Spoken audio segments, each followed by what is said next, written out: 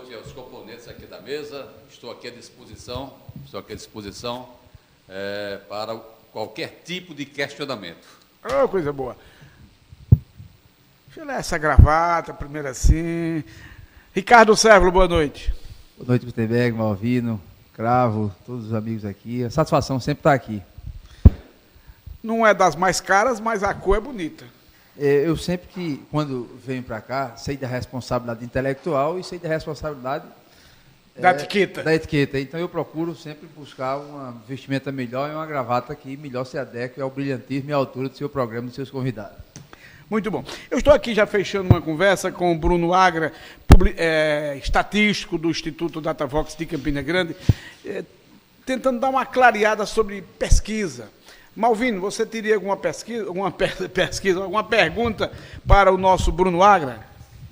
Eu teria. Vamos lá. Porque a gente vê a divulgação de muitas pesquisas eleitorais durante a pré e durante a campanha que a gente observa nos anos das eleições.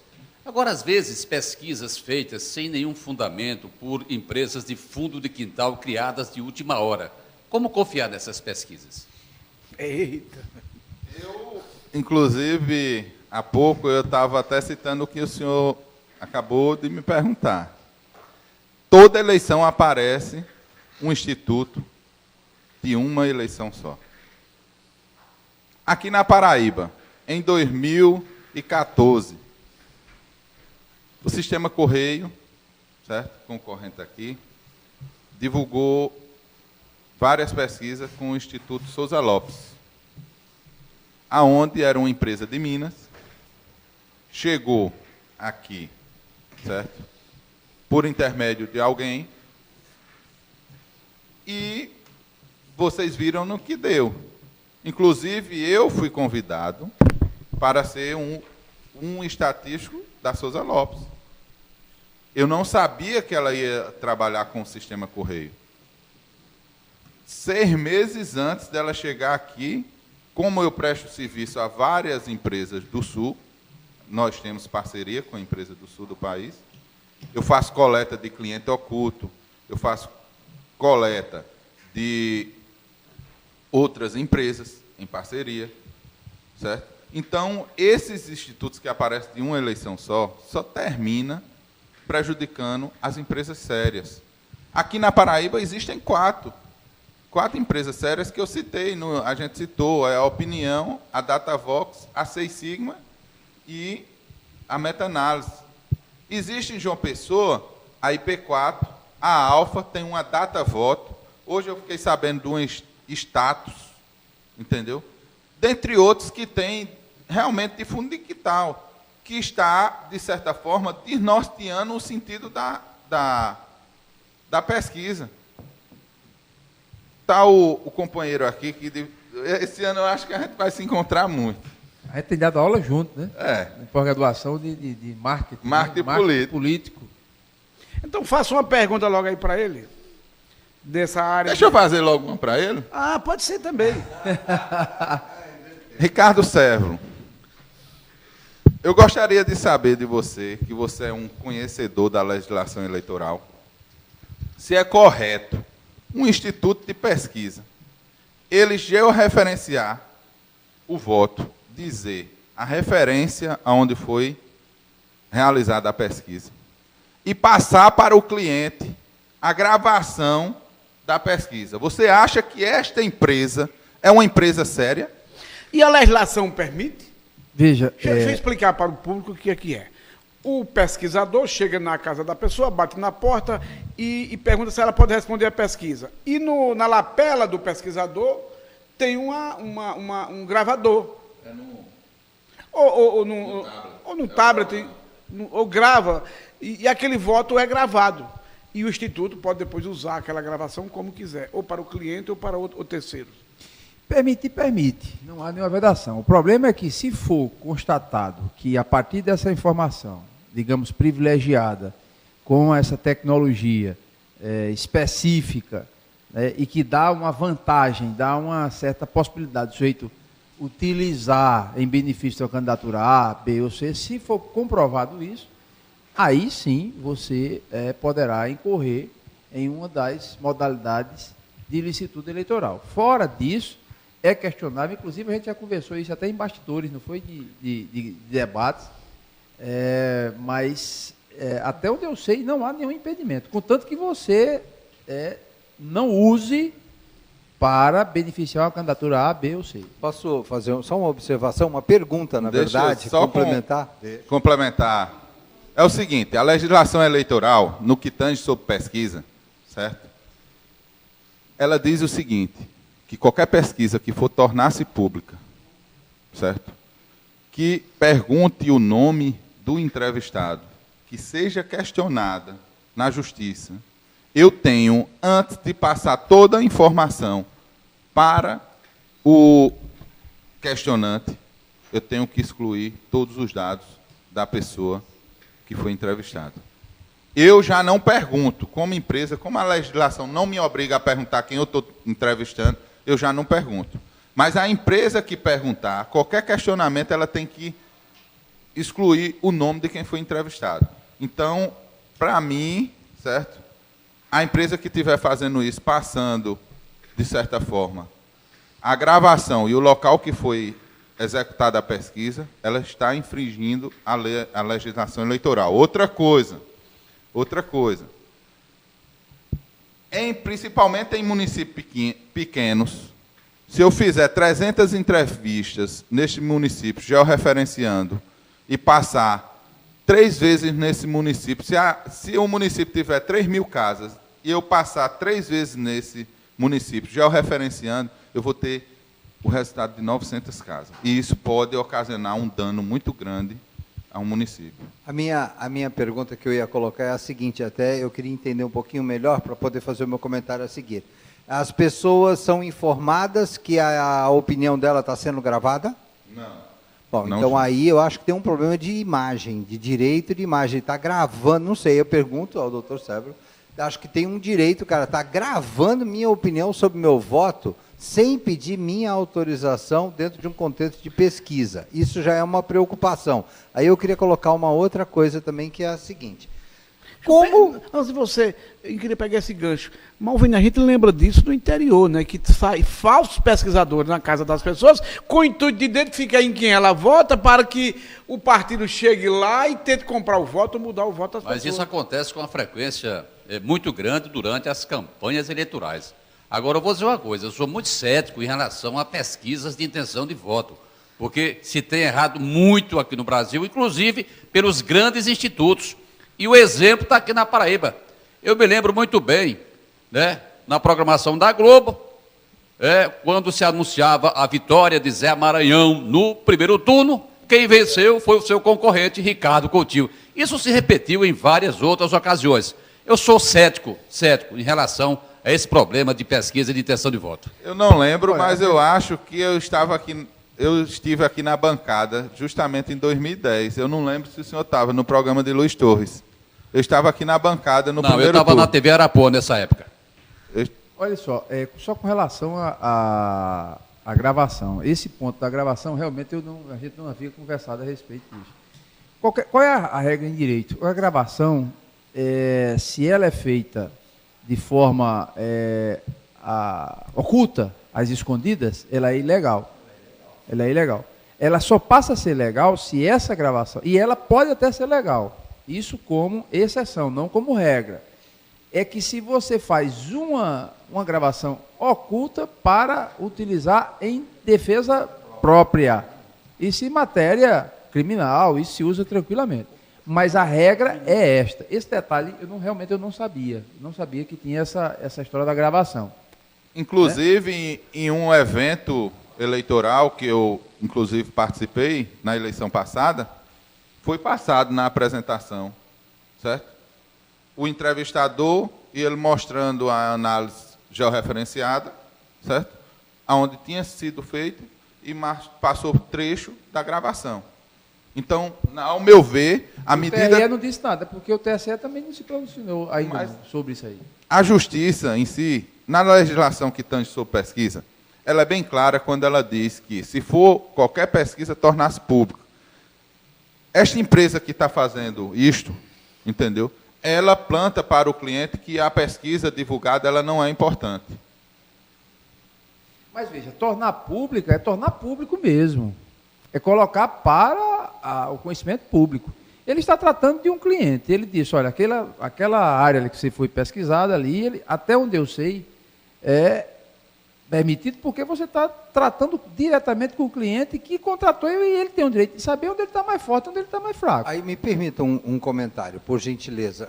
Meu entendimento, e eu submeto, por gentileza, ao especialista e aos amigos, mas eu acho que o objetivo de uma pesquisa é você entender um movimento sem você interferir nesse movimento. Você vai entender qual é o movimento, qual é a tendência, o que as pessoas estão pensando, isso é o que me interessa para que eu possa gerenciar aquilo que eu faço. Agora, no momento em que eu gravo você dando uma entrevista, digamos que eu informe, não, qual é o seu voto, nós estamos gravando, o cara não vai falar o voto dele. A chance dele mudar esse voto é gigantesca. Olha, a minha preocupação como estatístico e como fazer parte de toda a equipe da Datavox, eu represento a Datavox e não só sou eu, certo? A minha preocupação é isso. Se chegar num município pequeno... Pode ser lá em casa. Se chegar... Não, eu estou dizendo... Pronto, na sua casa, se chegar na sua casa, o consentimento que as empresas de pesquisa, o conhecimento que as empresas de pesquisa estão gravando a entrevista e passando para o cliente, quantas empresas de pesquisa vão acertar mais? Nenhuma. Não é pesquisa. Vai morrer o nosso mercado. Não é mais pesquisa. Isso não é pesquisa. Olha, um cliente nosso ligou para mim, Bruno, a eleição para prefeito é daqui a mais 2 anos. Bruno, eu quero daqui para a eleição fazer um mapeamento de todo o município. Você faz? Eu disse, eu faço pesquisa. Mapeamento para me dizer em quem A, B e C está votando, isso daí você procura outra empresa. Isso é um trabalho de formiguinha de vocês, não do Instituto de Pesquisa Sério. Mas me diga uma coisa, eu para divulgar a pesquisa não, mas eu não posso contratar uma pesquisa para saber onde eu estou mais forte, onde eu estou mais fraco? Posso sim. Consumo interno, né? Olha, consumo interno. Não, aonde você está mais forte e mais fraco, Ricardo, isso daí toda empresa de pesquisa ela dá. O que eu estou querendo lhe falar é o seguinte, identificando. Sim,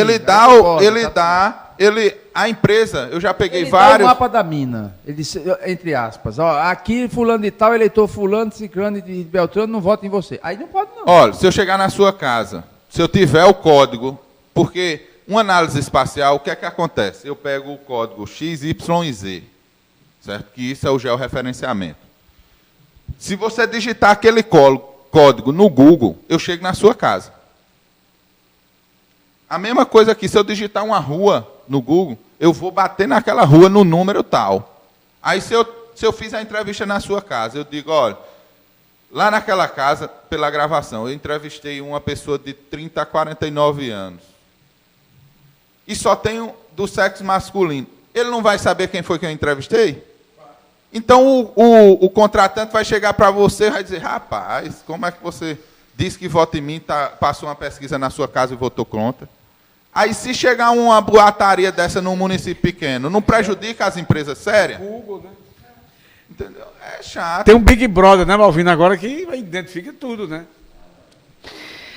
Bom, eu tenho que pedir o intervalo, mas antes do intervalo eu vou abrir um parênteses aqui na nossa conversa para eu falar aqui com o Luiz Cravo, que é o seu quadro, o quadro Carreira. Luiz, recursos nesse momento de crise, recursos técnicos, recursos humanos, onde é que o recurso tem influência na carreira de um profissional? Então, olha só, Gutenberg, esse tema foi solicitado pela produção e eu o julguei muito pertinente, porque nós estamos vivendo um momento de grande desafio para todas as organizações, independente do caixa delas. Esteja ela com um caixa muito bom ou com um caixa desafiador, hoje em dia a busca da eficiência na gestão do negócio é fundamental. Então, quando nós falamos em carreiras, tá certo? Nós falamos em profissionais que estão trabalhando dentro dessas organizações. E esse profissional estará alinhado com os objetivos estratégicos da organização se ele buscar maximizar todos os recursos que tem. Alguns profissionais, às vezes, trabalham reclamando da falta de recursos. Reclamando, olha, isso aqui não está bom, isso aqui está com problema, está faltando isso, está faltando aquilo. Entenda, é extremamente importante que você aponte as necessidades de recursos, mas também é fundamental que você aprenda e procure fazer o máximo que você pode com os recursos que estão disponíveis para você. Naturalmente, apontando, identificando a possível melhoria com outros recursos, mas fundamentalmente entendendo, às vezes, uma limitação momentânea na capacidade de investimento da organização. Ora, vou dar um exemplo bastante simples hoje. Nós estamos vivendo ainda um período de um certo desabastecimento no mercado em função da greve. Então, uma empresa que trabalha regularmente com um determinado serviço, vamos pensar num restaurante, vamos pensar numa empresa que trabalha com um buffet amplo, ela vai ter que mexer no seu cardápio, porque de repente aquele produto que ela recebe regularmente, ela não tem. E aí ela vai precisar, ao invés de ter um colaborador que reclame, alguém que chegue e fale, bom, então vamos nos esforçar, vamos procurar conscientizar o cliente, vamos nos aproximar do cliente, sensibilizá-lo, pedir a solidariedade dele e dizer que nós estamos nos esforçando para compensar com rapidez, com qualidade, naquilo que está sendo servido para ele, de uma forma adicional. Digamos que haja uma escassez até de recursos de informação. Ora, eu estou dentro daquela empresa, eu tenho um determinado cenário adverso no departamento que eu trabalho e eu não sei como enfrentar isso, não é? Normalmente, historicamente, o funcionário pergunta para o chefe, não é?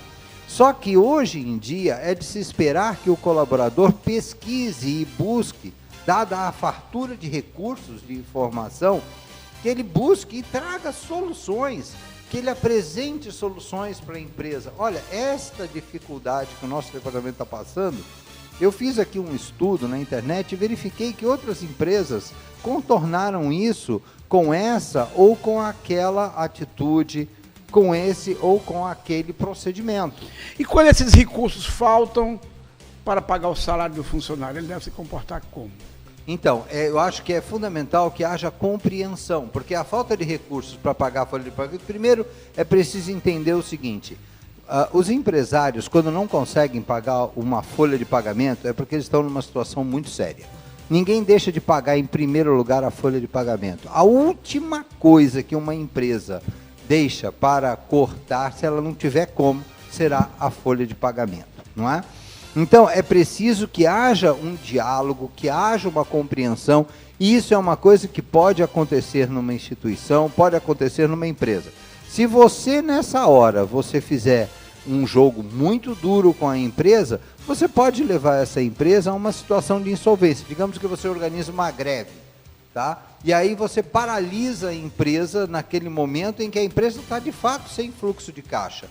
Eu acho que é hora de diálogo, é hora de conversa, de se entender a situação, colaborar e nos unirmos para não matar a galinha dos ovos de ouro.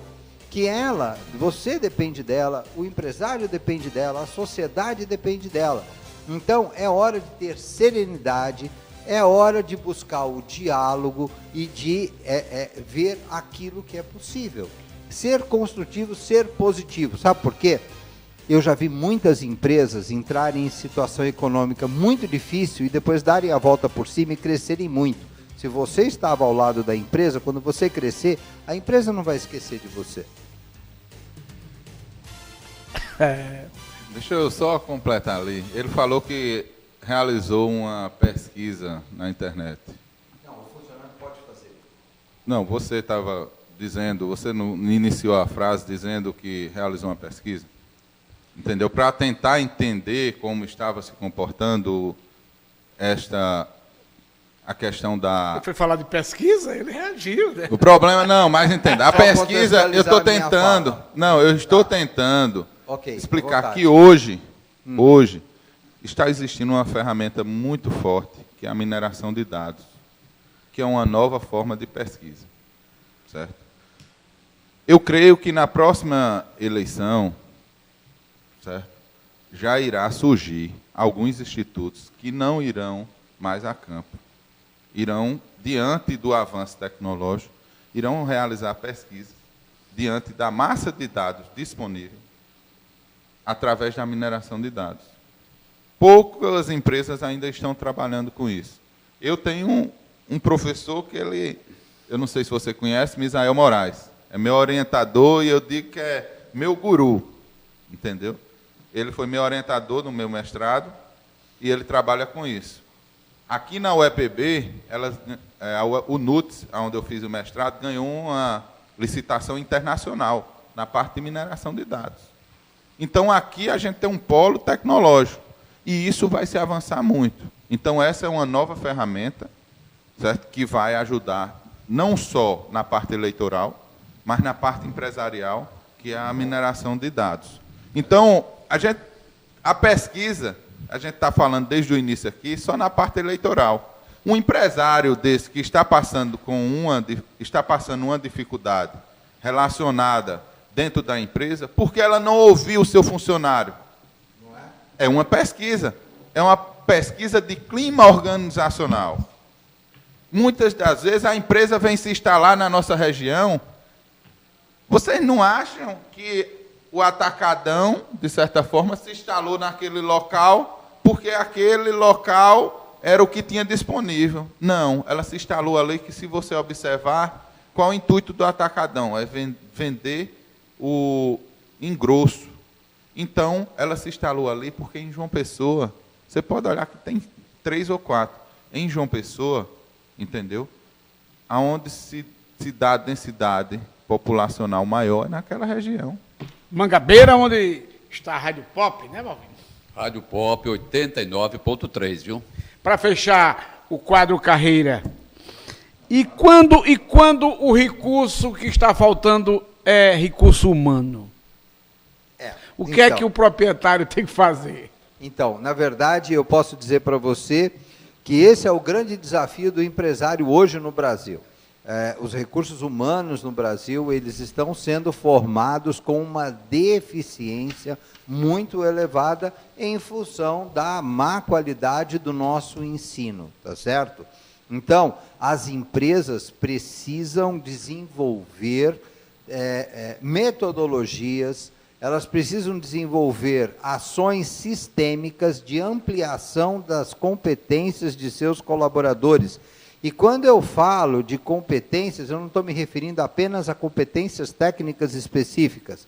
Eu falo, inclusive, de competências em nível de organização, educação, tratamento pessoal, disciplina, organização, porque nós vemos que das escolas hoje em dia, o nível de disciplina que os alunos trazem é muito baixo, não é?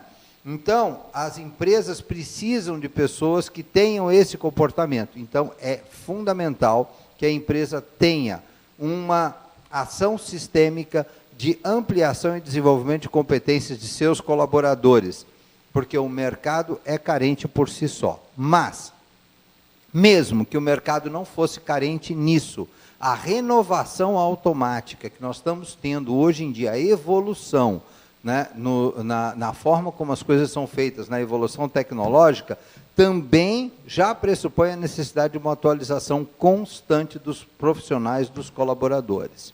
E é isso que as empresas têm que fazer. Eu vou ao rápido intervalo comercial, em seguida a gente volta. Aí o tema se abre mais. A gente fala ainda de pesquisa, mas fala de outros temas também, com nós 4 aqui e com vocês 4. E temas que estão na ordem do dia. Teve o caso da transfusão de sangue do filho dos testemunhos de Jeová, que a criança estava morrendo e o juiz não cumpriu. Manda botar sangue no garoto. Adalberto Fulgêncio pode ter criado um grave problema para Cartacho e para Lucélio. E outros temas. É rapidinho, não sai daí, a gente volta já.